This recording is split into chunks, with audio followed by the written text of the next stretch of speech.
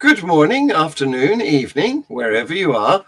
And we're having terrible trouble like we've never had before, but we're going to try and make a show. Here's the intro to Free Thought Hour.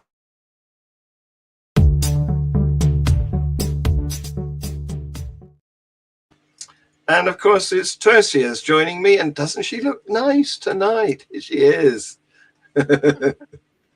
Thank you, John. I still feel a little bit under the weather. If I mute myself, it's because I'm still suffering from a little bit of coughing and humming and ahhing and whatnot. And the reason I've got a nice neckerchief is because I have a stiff neck, and I've actually put on a bit of the warmth. Yes, the warmth. So I'm wearing a plaster, the medicated plaster. Yes. See if I can get my stiff neck sorted out. Oh, you poor girl. Yeah. So may I recommend a cat scarf? Is it? I presume these are live cats because I yes. I can do that. I might come away with some scratch marks, but I have 4 live cats. I wasn't advocating killing a cat. It's lovely to be here. It's nice. Good. Yes, I'm glad you're sufficiently recovered to take part tonight. Yes, because I did miss you last week, and no. I know that Barry would have missed you. Here he is. We've got Barry. Yes, indeed. Okay. I don't know if you've heard of it. A long time ago, they brought out a book, very tongue-in-cheek, naughty book called 110 Uses for a Dead Cat. Like snowshoes and things. Well, it was very funny. I love cats, but it was such fun. But the idea of a cat scarf is not so far removed from the old-fashioned fox stole. Yes, indeed. I'm old enough to remember those. I don't know whether you are. Yes. Well, on the topic of I suppose, I don't know, is the topic cats, dead cats, living cats, or furs? But to take it to pseudo medications, I don't know how many of you are aware that when the Kaiser, the German Kaiser, who was the grandson of Queen Victoria, he had a very difficult birth, and in the process of getting him out because there were no C-sections in those, no safe C-sections. The nerve that to the right arm it used to be quite a common condition. And one of the animals are used as therapy, and we had a lovely sorry to interrupt. We had a lovely gift from some Dutch friends of ours, and there was a couple lying in bed with the cover over them. You pull the cover up, and there are 2 dogs underneath as bed warmers. But one of the treatments that the young Kaiser Wilhelm was subjected to was that he had regular sessions where the physicians would take a live hare, kill the hare, and then it was either hares or chicken, and then still living, the last heartbeat, that blood would be put onto this dead, or the shoulder of this poor Prince Wilhelm, because there was the belief that the life force of this animal would then somehow be transposed, I don't know what, to this lame arm, and it must have been quite traumatic. And in fact, there is some historians that propose that one of the reasons that the King Wilhelm embarked on the First World War was because of the trauma that he suffered because of the treatments that he was exposed to. Heal him of this arm. Well, there was a lot of very fallacious treatment that was used a few hundred years ago. George III is supposed to have been poisoned by his medics, and of course the earliest attempts at blood transfusion linked dog blood Right. from live dogs to Yes. humans to replace the blood, and of course both of them died. But Uh, that's the way we learn, by making mistakes. we make mistakes. I'm sorry, Tercia. You're coming across rather quiet, and I don't want to turn the sound up because I'll get feedback. So I, just I will speak sort. up a little bit will help. I will Thank sort. you. I will sort Tertius' microphone volume out. Don't worry. Yeah. We can all mess with microphones and all interfere with each other's. Well, I have the power. You see, I can do stuff to you that you can't do to me. Yeah. The interesting thing. and then when I laugh, my setup falls. I'm so sorry. This is so ridiculous. I'll just have to sit absolutely very, very still. No laughing, no moving on my side. Okay, Barry, I don't know anything about you. Please enlighten me. John knows. Look at my blog. I'll make sure you've got my blog. It's all there. It's all in there. Yeah. And just on the note of dogs, because my favorite subject is evolution. And dogs and humans have lived together for a very long time and have co-evolved. It's not that dogs have evolved to adapt to us or we to them. We've adapted to each other.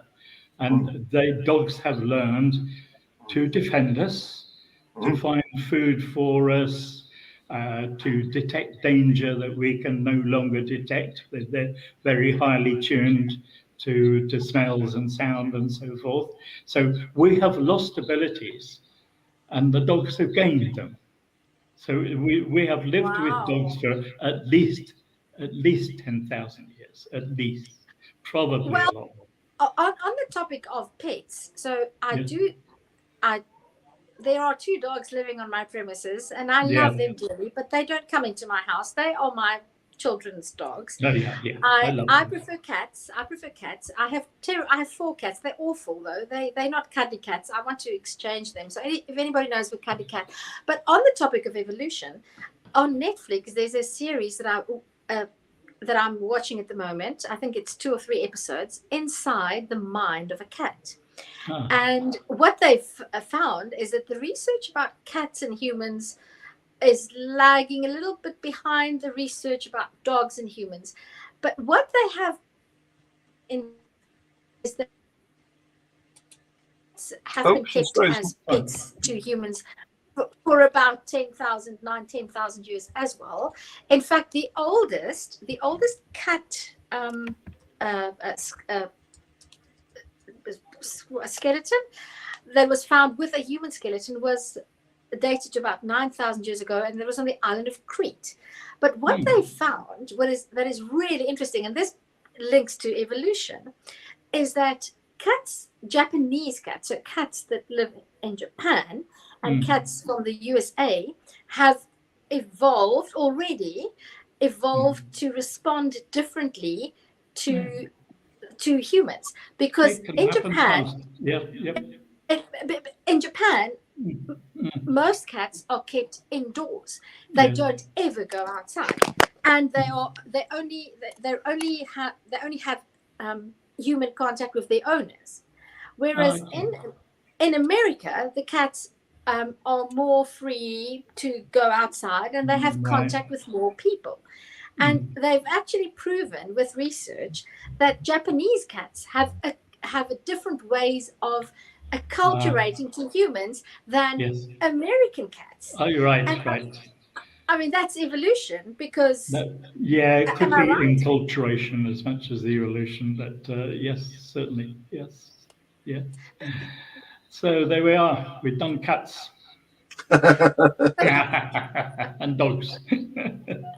So I finally got your blog on screen. I'm now going to try and put it on in the show. Let me see if I can do that. Okay, it's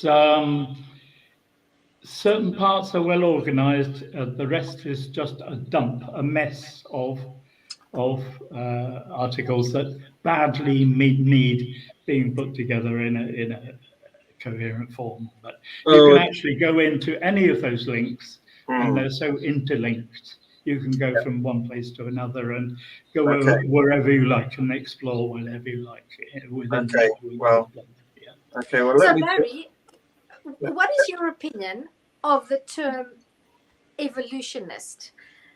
I personally Yes. hate the term. I think it's a there shouldn't be such a term as an evolutionist. No, there shouldn't be. It is an actual real term. It is rarely used among respectable scientists, but it is used. As I say, very rarely. By what creationists mean by it, mean a belief system, a system of belief. You are a Marxist, you are a socialist, you're this, that, or the other, and it's a rigid form of belief. That's sort of the idea they're trying to get across. So creationists use that word a lot more than evolutionists would, real evolution. yes. Can I come in? So, of evolution. I agree. And it's irritating. It's irritating. It shouldn't. It should be banned. most people who are serious academics Yes. would call themselves evolutionary biologists. However, I would use that term. I would use that term. Yes. However, I say I'm an evolutionist in the same way as I'm a gravitationalist. Oh, I was going to say exactly that. I was going to say. So it's exactly the same sort of thing. However, it's used in that way. It's the intention. And it's another thing that bugs me a lot about the language of political correctness. A lot of this has come from that, in that you use the word over and over again. Its meaning has changed, its intention has changed, and it carries a meaning which it shouldn't carry. However, so evolutionist to creationist, evolutionist is a fundamentalist. However, is somebody who is wedded to an ideology. Yes. Rather than a scientist. However, that's their intention. That's their intention, to make people think that you are, if you like, for want of a better word, a member of a cult. Yes. However, and it's not a question of evidence and all of that. It's as you have decided you are going to join this cult of evolutionism. And that's what they try and portray it as. However,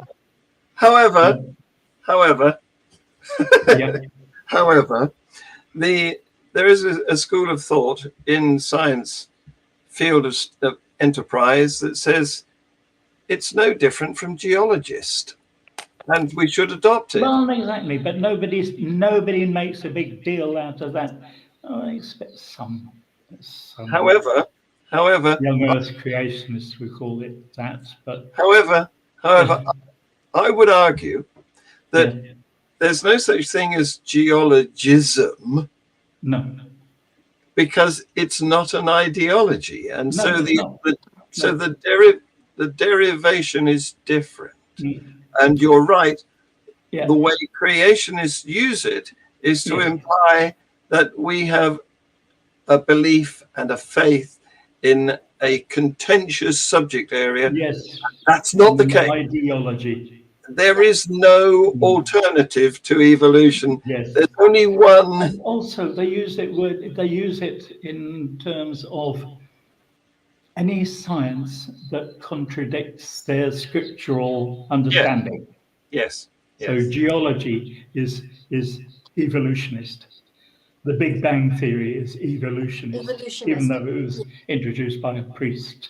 Anything that runs against their own belief system gets labeled evolutionist, even though evolution is not. get fed up to the back teeth saying evolution is about how and why the forms of living things change over time.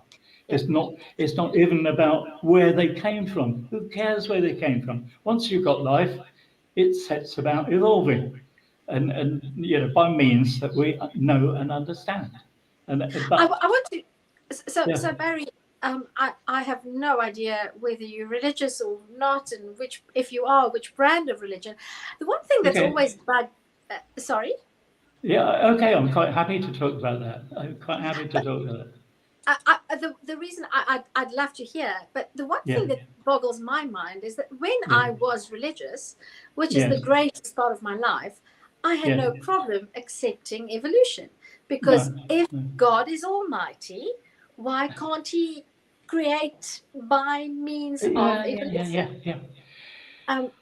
So what is your opinion on that? Okay, I was brought up in a family who had no time. They weren't anti-religious, but they were just not interested in religion. It never featured in their thinking, in the family culture, and so forth. They're just non-religious.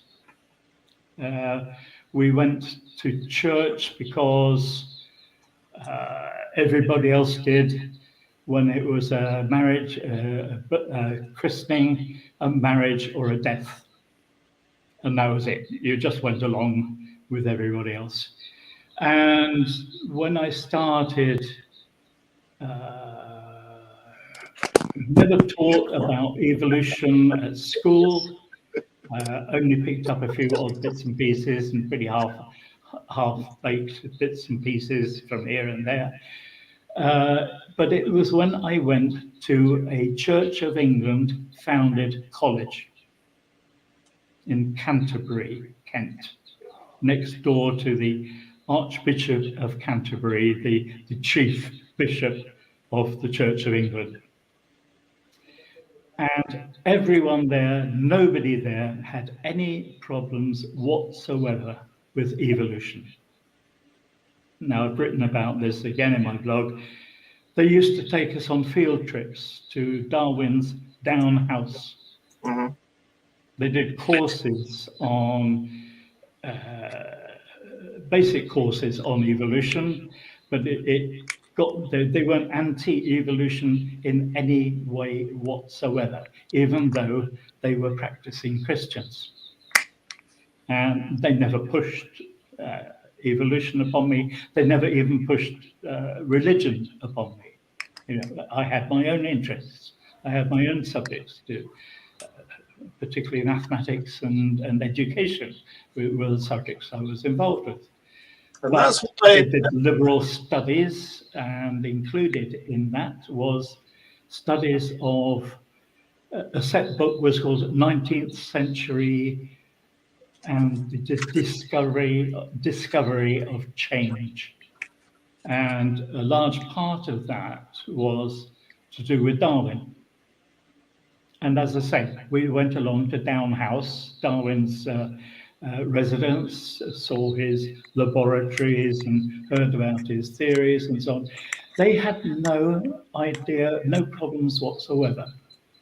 And it's one thing that really baffles me, that the fundamentalist anti-evolutionists are so opposed to evolution.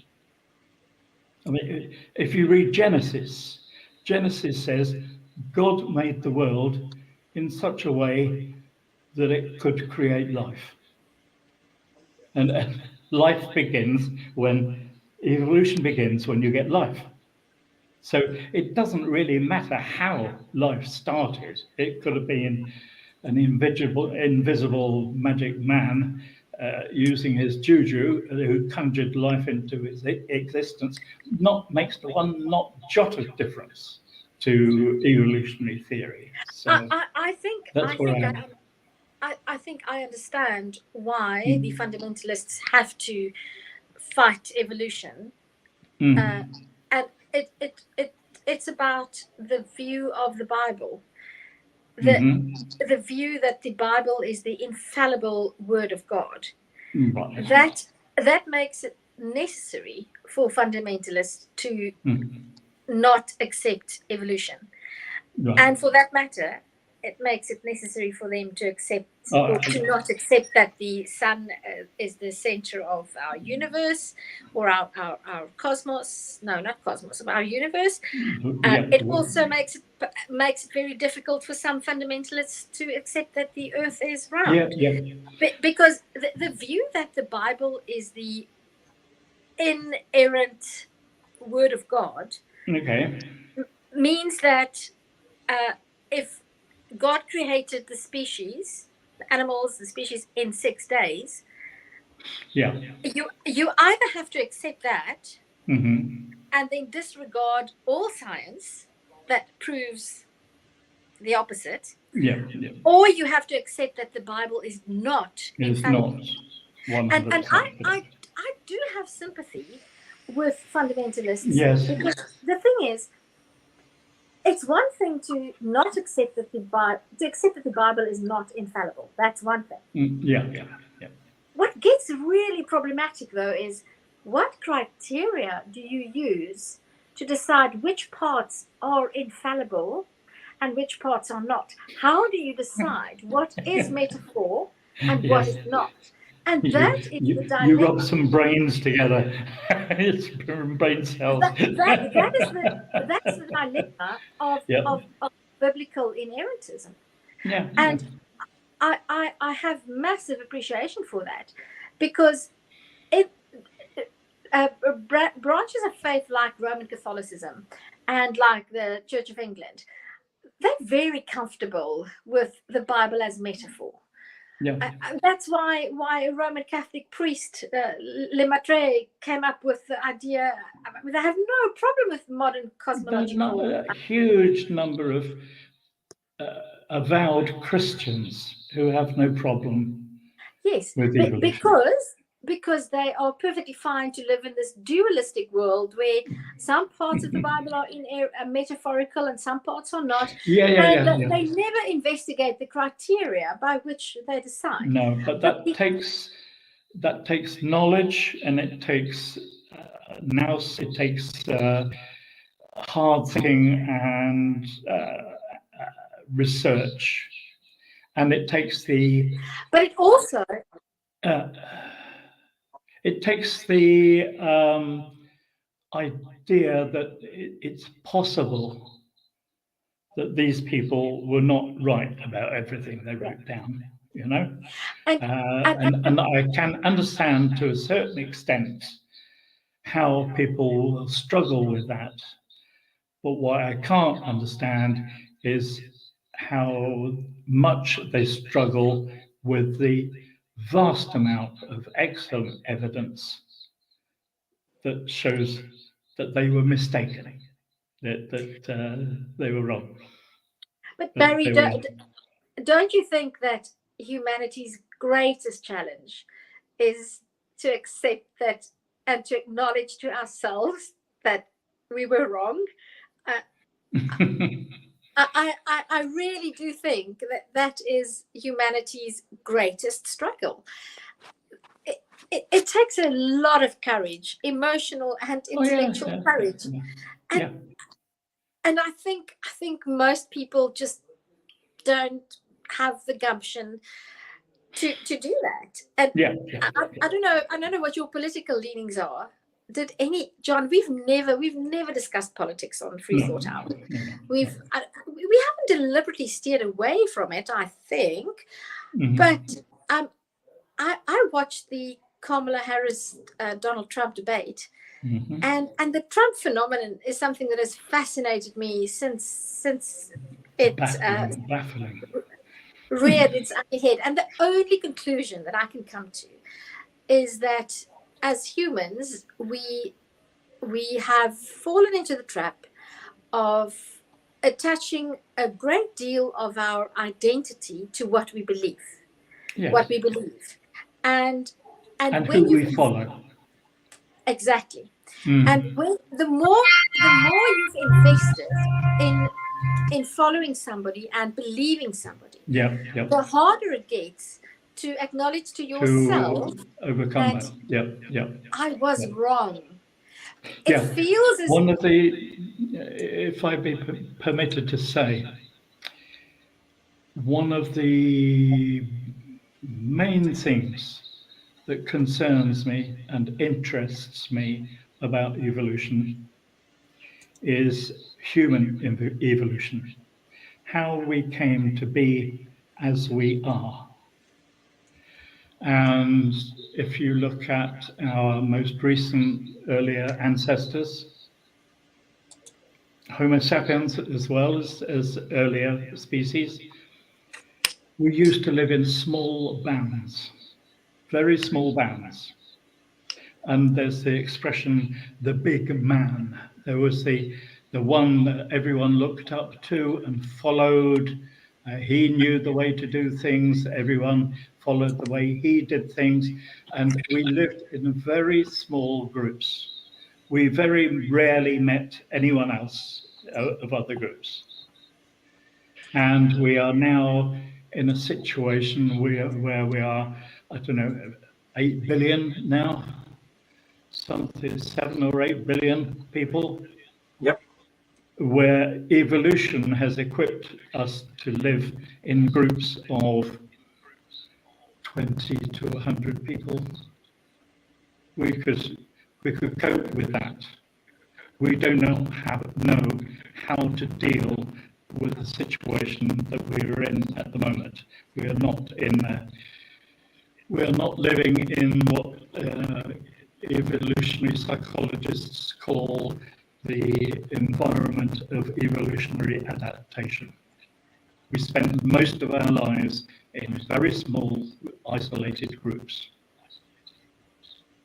And the instincts that we developed living that way have not necessarily served us very well since our population has exploded, and certainly since our technology has gone nuts. So there are, and it's a thing that interests me a lot is what can be done to alleviate the propensity for conflict between our groups. These people speak it this way, they dress a different way, they eat different things, they like different things. They're all human beings. That's the one thing that Charles Darwin taught us all. We all belong to one species. Not everyone appreciated that until Darwin. We're all one species. We can all interbreed. We are one animal. But why we have the divisions that we have, and what can be done about them. That is what really interests me, and that's what I spend a lot of my time studying. Barry, I just before I comment on what you just said, I just want to comment on what Michael Bell says. People overseas must think everyone in the US has lost their marbles. No, not everyone. Just around about 60 million of you. I've got family and friends in the US who are normal, let's say. It's just about 60 million. Just about 60 million, not everybody. So, but it is a phenomenon. Barry, yes. Do you think that we have outpaced our technological advancements, has outpaced our evolutionary development? I don't want to say development. We are no longer living in an environment in which we evolved, for which we evolved. Yeah. So we're in an alien environment. Yes. And that is part of what is the problem. And that's part of the problem because, for example, I know, and as science has shown, that most people still would vote for a leader who is taller than the average. Yeah. Regardless of whether he's smarter, Yeah. Or if Well, he's taller, then he's got to be better. Whether it's got XY chromosome or XX chromosome and all of that. Yeah. And that's a throwback. That's a throwback to our Yes. evolutionary past, when it was better to follow somebody who had Yes. a physical strength advantage. Because, Yes. I mean, a taller guy has a better chance of fending off. It was the big man or the chief. It Yeah. was the most assertive one. Probably coincided with the most knowledgeable one as well within the group that they were in. So it's natural to go along with a person you identify as somebody to follow. But in our complex modern society, Yeah, that is not the best criteria. exactly. It's what it's an irrelevant criteria. It shouldn't be relevant at all. Yes. It's amazing. I have an essay on one of my blog entries called "A Manifesto for a Rational World," and what is needed to try and produce it. It may be a pipe dream, but it's like something to aim for. It's like rather like Gene Roddenberry, you know, it's a Star Wars, yeah. Wars, Yeah. and he envisaged a united world, Star Trek. and also a world united Star with Trek, alien cultures please. as well. Star Wars. And they all did things because they wanted to do them and they wanted to do good and blah, blah, blah. Okay, over optimistic perhaps, but it's something to aim towards. It's something. Star there Trek. have been. Star Trek, yes, not Star. Did I say Star Wars? Star Trek. Trek. It was, yes, Star Trek. But there have been movements in that direction on Earth. There has been the United States of America, united.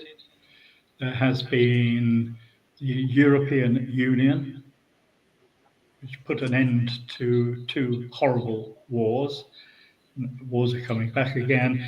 Always the danger of them splitting up again. Italy was once a whole load of little interwarring baronies. It became a country after Garibaldi. It's possible for people to come together. It's possible.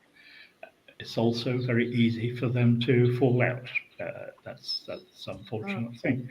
But we have to keep trying. We have to keep trying to unite the world, unite people. Yeah. Barry, I want to say a little bit tongue in cheek, talking about evolution.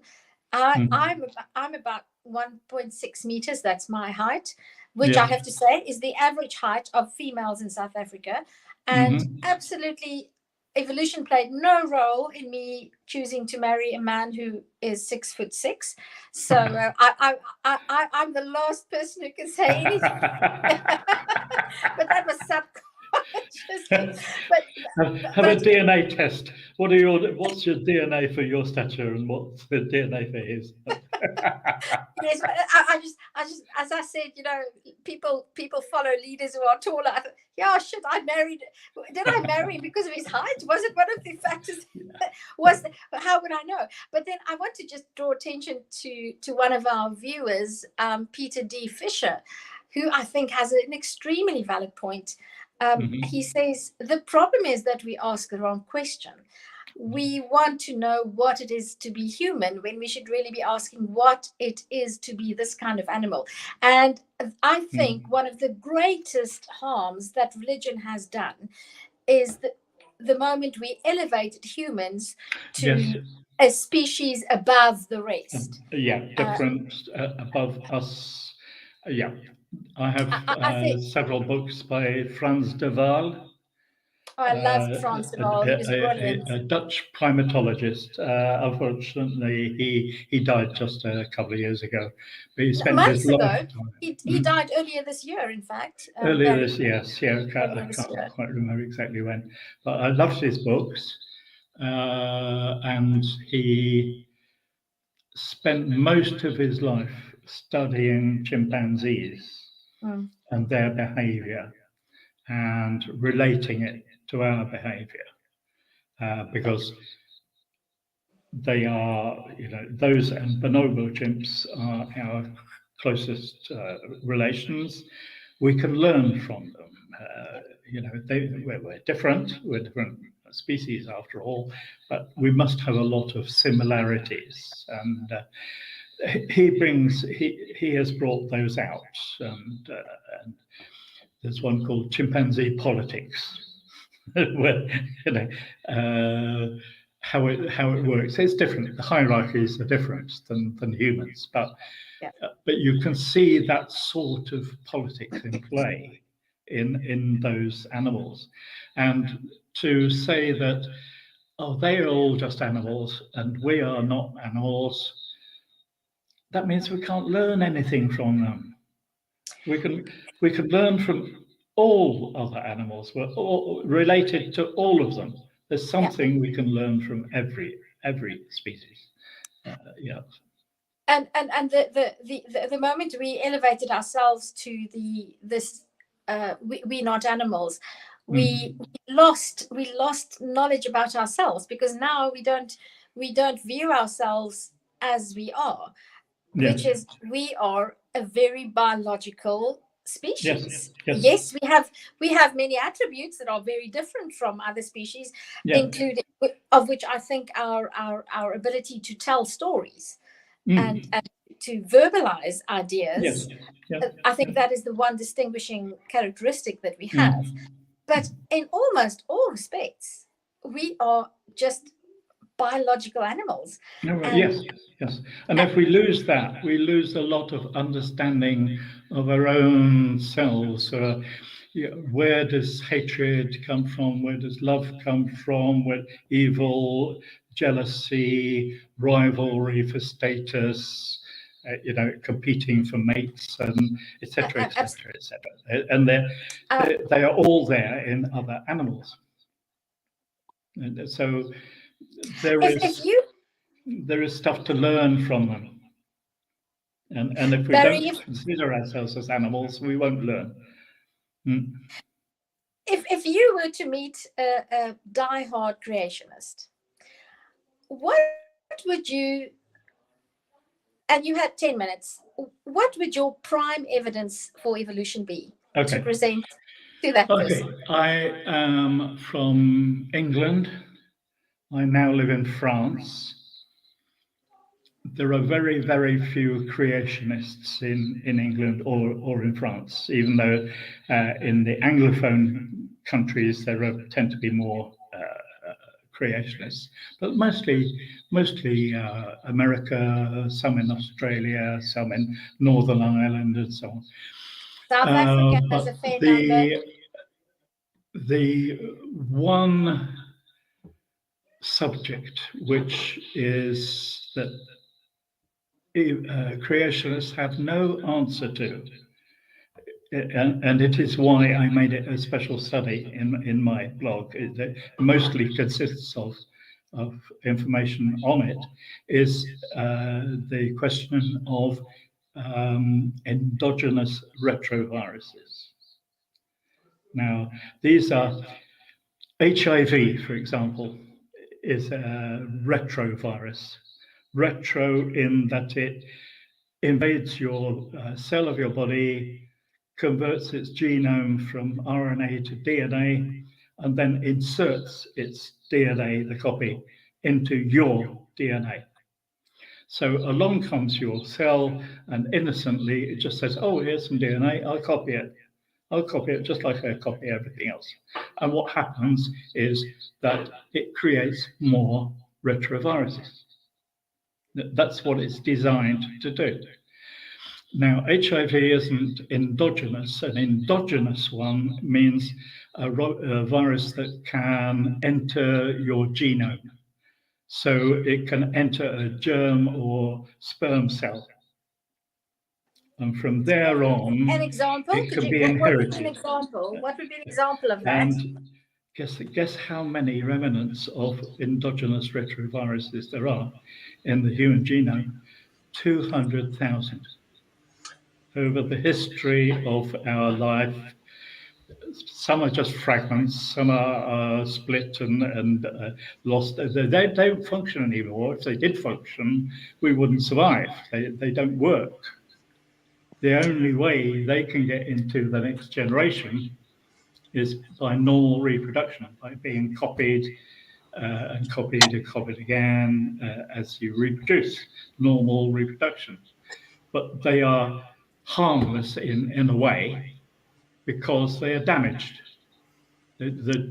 Any ones that were damaged, they wouldn't have survived in our genomes. They would have been flushed out. But these are remnants of retroviruses in our genomes. John, you had it. John was waving his hand. I want to hear what John has to say about this. Well, yeah, you have to look at the main part of the FAQ, and you're free to ask questions on it or ask me by email or by whatever means. But the thing is that these bits of retrovirus, nearly all of them are present in exactly the same locations in our DNA as they are in chimpanzees. And the only way that could have happened is that they invaded the genomes of our common ancestors. So I'm muting Barry so I can actually speak. Because he doesn't stop, does he? He's still going now. So the point is that these retroviruses are hitchhikers, even if they're broken ones. And what Barry doesn't know, and he wouldn't stop long enough for me to explain, is I've got his video uploaded into this software now. And if he wants to, we could play it. But look, he's still talking at us, although we can't hear him. Why are they there? Why are they in the same places? Barry? Okay. The host has unmuted me. Barry? We're done. Barry? Okay. Barry! Lovely meeting you. If you can hear me. Oh, Barry! Really nice Barry! Barry! Okay. And hopefully we'll see a recording coming out, and I can spread it around, and you can spread it around, etc. Barry! Notes. I'd like to add notes to what we've been saying. Please let me say something. Barry. So, with that, Stop! Barry. He wants to say something. Barry, please let me speak. We're Barry. finished? No. But you won't let me tell you what I've got for you. Because shut up! I have uploaded your video. Stop it! Okay. I have uploaded your. You're still. I'll log off now. No! Shut up! Bloody hell! I'm muting him again. What he won't let me tell him is that I've got his video that I could play, but he won't stop long enough to let me tell him to do that. So I'm just going to play it, whether he's agreeable or not. So here it is. For Christ.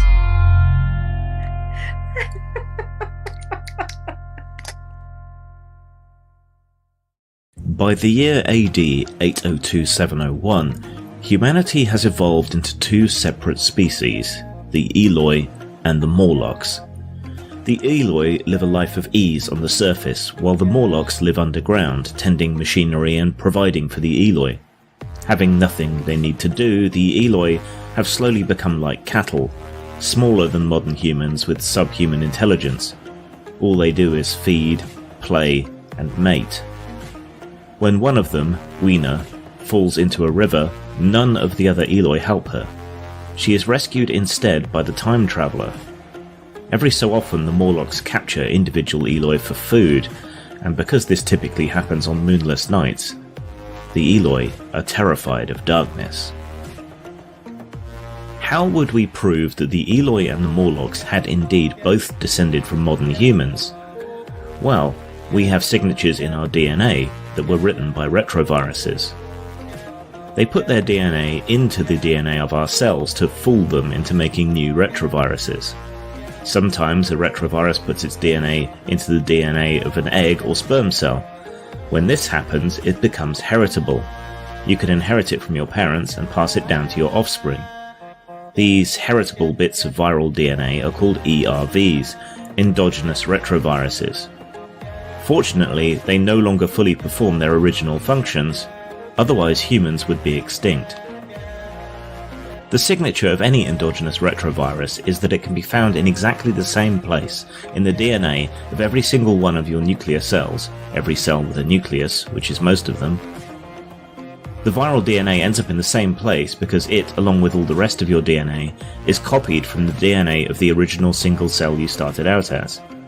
In contrast, the viral DNA that you have acquired from viruses in the environment is not present in all your nuclear cells, and in those where it is present, the viral DNA ends up in different points of your DNA, comparing one infected cell with another.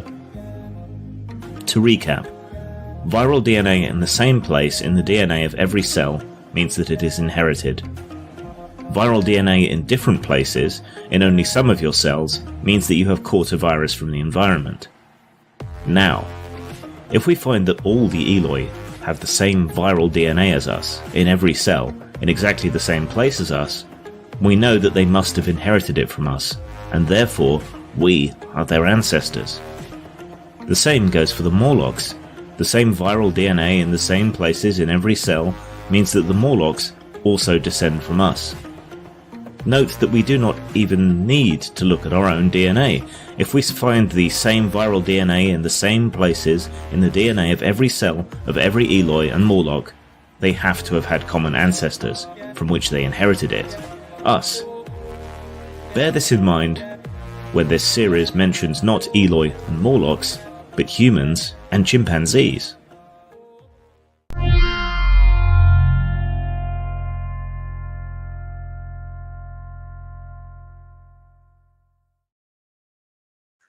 There you go. And as Michael Bell says, it's a cool video.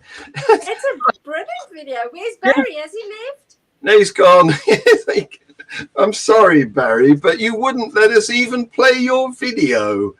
This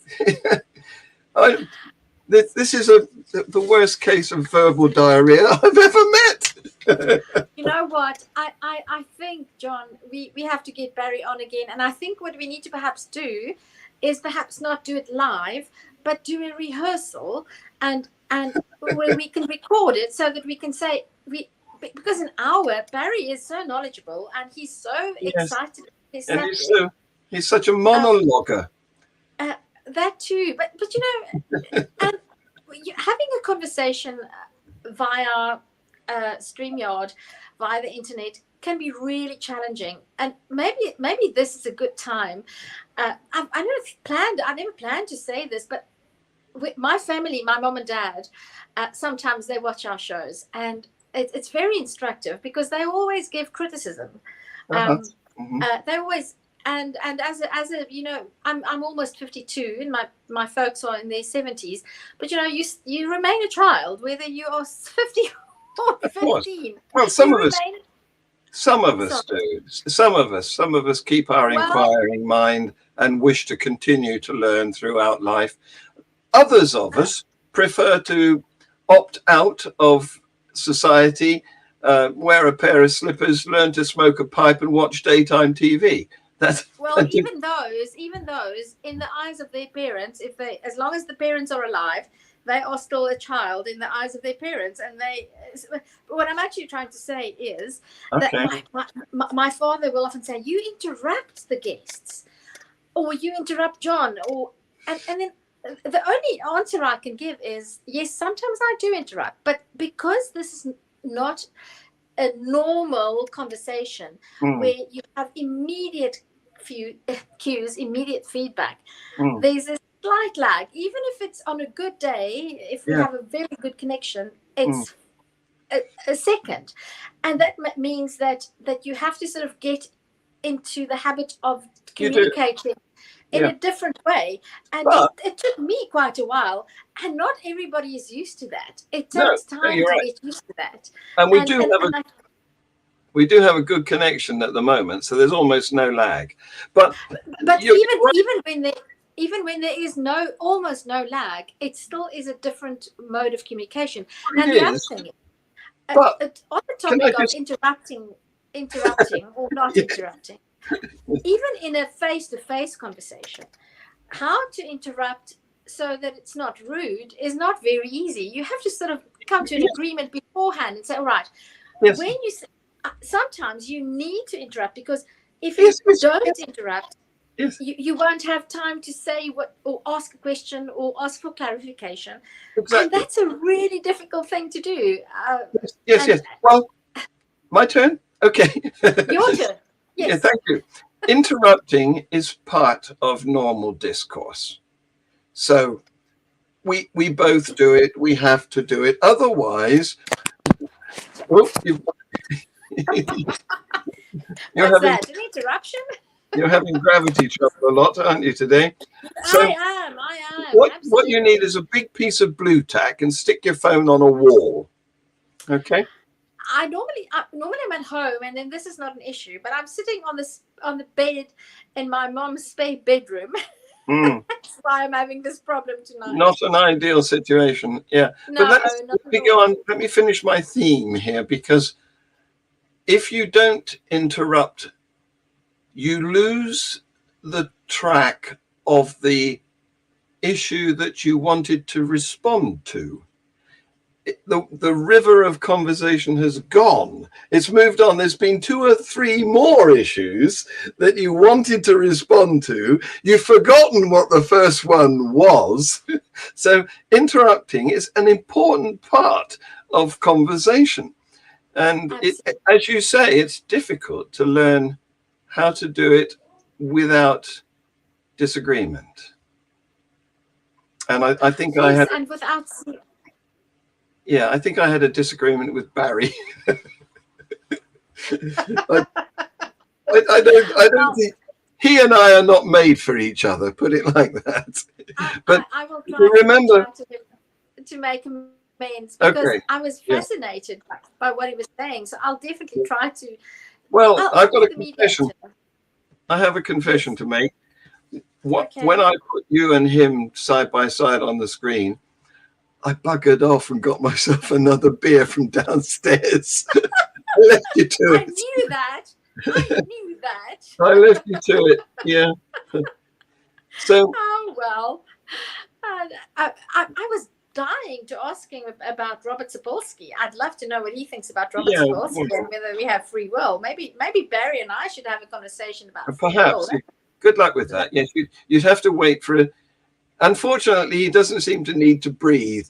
So John, don't be nasty. Don't be mean. Oh, well, I'm sorry, Barry. But what you don't know is the trouble we had even getting him here, because he persisted in trying to connect via Messenger, and I'd sent him the link, and I kept in Messenger, which was the only way we were communicating at the time. I kept saying to him, click on the link, click. I got it into capitals lock, click on the link. And all he was doing was trying to make a video call through Messenger, and it wouldn't work on his computer. It's probably a PC, with Bill Gates' corrupted software. And so he couldn't see me or hear me, but I could both see and hear him, even on Messenger. So it's been a very frustrating evening for me. I hear you. And then with me in my mom's spare bedroom with my phone. Yes. Falling every. We should have a betting episode on tonight. Try for people to bet how many times did my phone fall. Yeah, it's not been one of our best productions. Put it like that. I will take at least half the blame, whatever blame is to be taken for what it's worth. I'll take at least half of the blame, because as I said, well, at least I'm here and I didn't cough too badly, and it was nice to be back. I feel like I've been gone for a long time for some weird reason. We missed you. Did you see the attempt I had at doing this show on my own last week? I saw some of it. I have to confess, I didn't watch all of it because I was sort of busy this week. And well, I understand that, but I recommend you watch it. Have to. But when it was another difficult customer. It was really. I mean, you watch it. You watch it because the guest and I were at complete odds, but I was being as nice as pie, trying to be the host, despite our disagreement. The tension was enormous. Well, John, we need my tongue was thoroughly bitten. Well, good for you. But John, you sent me the link to the first show that you and I did together. I didn't watch that either, which I will watch it. And if I thinking back about the shows that we've had this year so far, we've had a number of good shows. We have, yes. And what we do here is actually a really, really risky business, because I mean, when you reached out to me, you reached out, and that's basically your modus operandi. You reach out. Sometimes you have a brief chat with the person beforehand, and just to sort of. I did this with Barry. I chatted with Barry just to make sure that the connection worked, and he did then, but he's managed to lose it between then and now. and I mean, I when I think back, I always wonder, you as the host, you have a show, you're the host, and you approach this random stranger, and you and somebody from South Africa, can she speak proper English? Is she audible? What the hell is going to happen? And then I might be fine on the Wednesday afternoon when we chat, but then come Saturday evening, I might have had too much to drink. I might be high on not that I smoke anything. Well, you just never know what you're going to get. Yes. Which makes this a very, very dynamic business. Yes. You were a gem of a find, and you're right. We've had some really good shows. There's some I'm proud of that I've clipped. I mean, if you look at the channel at the moment, you will see the one we had with David Livingstone Smith. I've cut lots of bits out of that because there were jewels throughout that conversation that deserve better viewing, and they are now visible on the channel. But I want to, before we wrap up for tonight, because I'm conscious of the time always, as you know. Always, as I know. Yes, I want to tell you that I don't have anybody scheduled for next week. So I don't know whether you have any people brewing as potential guests. Well, I told you, and I'm going to, you can make a clip of this, please, and send it to me so I can send it to somebody that I have in mind that I think will be a brilliant guest on our show. It's a former South African. He's currently, he lives in the UK. He lives in Portsmouth, if I'm not mistaken. Portsmouth, Southampton, one of those, I think Portsmouth. And he is he used to work for Monsanto, amongst other things. Yes. He's worked with, he's a botanist. His name is, I won't say his name yet, but he has agreed in principle when he's doing my RFR training, because I'm training at the moment to become a recovering from religion volunteer. And he is my trainer, one of my trainers. That's how and in our conversations as part of the training, I've discovered that he's this fascinating, interesting person. And he has agreed in principle that he would be a guest on our show to talk in particular about his time working at and for Monsanto. Oh, interesting. Which is a whole can of worms in itself. Yes, indeed. So with his knowledge as a botanist, and he was pursuing a PhD in the field of botany, he has he worked on food security. That was the field that he worked in. Yes. that is a topic that is always relevant, and Yeah. I'm going to confirm with him Good. whether he could be our guest next week. So Okay. perhaps That would be wonderful, because Monsanto, there's that insecticide. No, that weed killer. I can't think of the name of it now. Probably Dean will come up with the name of it for us. But and also there's GMOs, isn't there? And there's a new version of them. There's a new version of genetically. It's not a GMO. It's with a GMO. You take some genes from a different organism and put them in your test organism. But the new version is taking the existing genes of the test organism and tweaking them a bit to make them more or less powerful. So there's that too.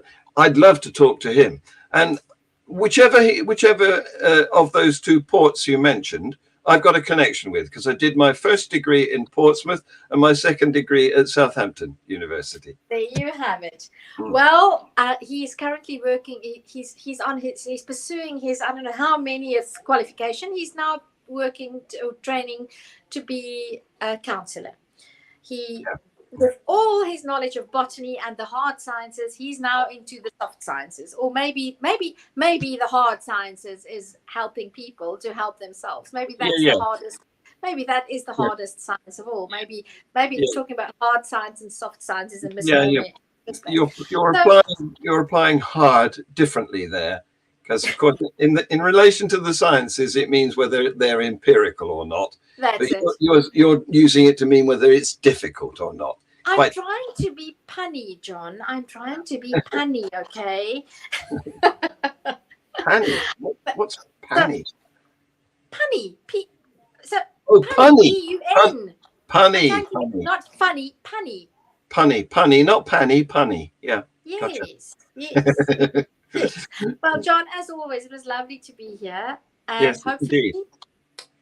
if all goes well, I will have a guest for us for next week, and we can talk about Monsanto and GMOs and open up that whole kind of whatever it might be. Botanical worms, yes. Botanical worms. Cool. Let's go. That doesn't work, does it? No. Anyway, thank you very much. You've been wonderful, and so was Barry when I could get a word in. Send me his email. I'll reach out to him. I'll make peace. Okay. I'm a peacemaker. Okay. Yeah. Good. Right. So there she goes again. Bye. Bye-bye. Bye-bye.